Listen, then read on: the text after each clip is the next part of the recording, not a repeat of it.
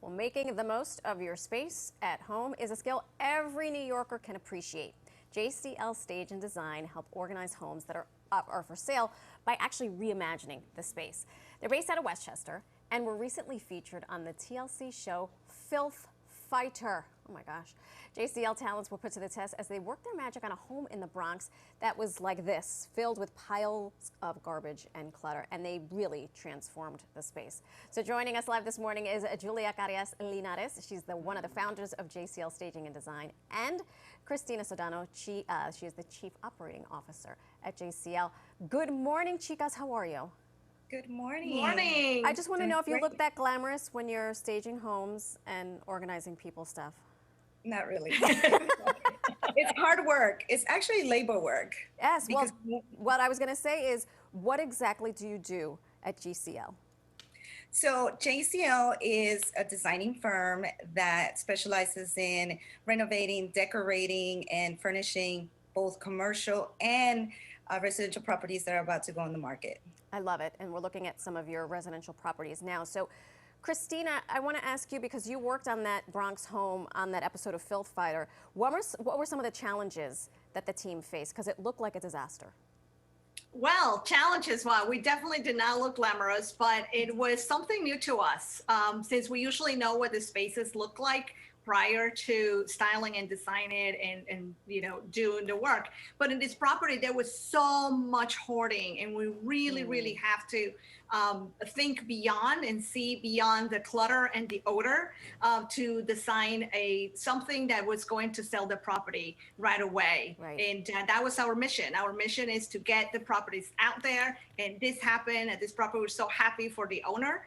And have fun. That is really the mission. Have fun while you're reimagining your space. And certainly do that. There's the team. You guys look fantastic there, but I can imagine there was so much hard work, and those before and after pictures were crazy. But you all are in business because not everyone can reimagine the space that they're in, right? Or you either have too much clutter, or you have an open space and you have no idea what to do with it. So I want to talk about, show you some images of some compact apartments right here in the city. Tell us what was done to maximize these spaces.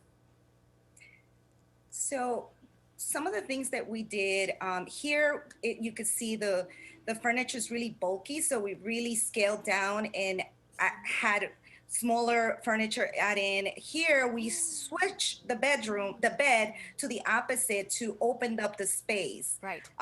And so we brought in furniture that was lighter and we just cleaned it. I think at the end of the day, less is better. Here we brought in some bedding, artwork, and really fluffed it up and made it look a lot more luxury by adding those pillows. Right.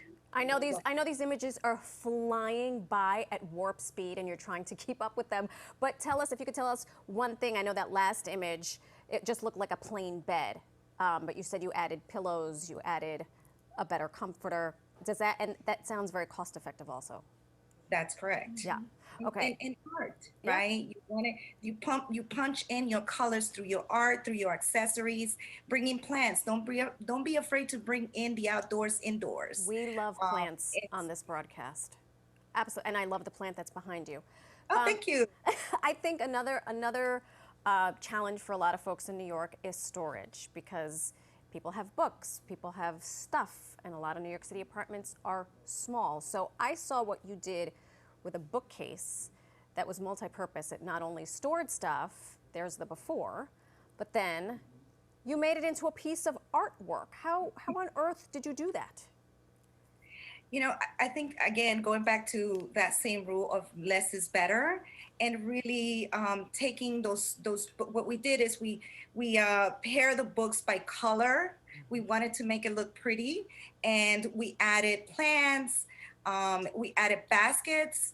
I think that, at the end of the day, baskets are a great way to hide things, to use as storage. Right. You don't think about it, but you can hide anything. Your bookcase can literally become a storage bin for stuff that's not so pretty.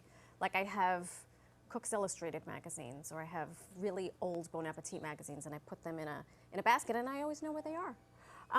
So we're knee deep in summer, and for those of us who have outdoor space, maybe it's just a fire escape, but we want to make the most of that space. So what can people do to freshen up some of those outdoor areas?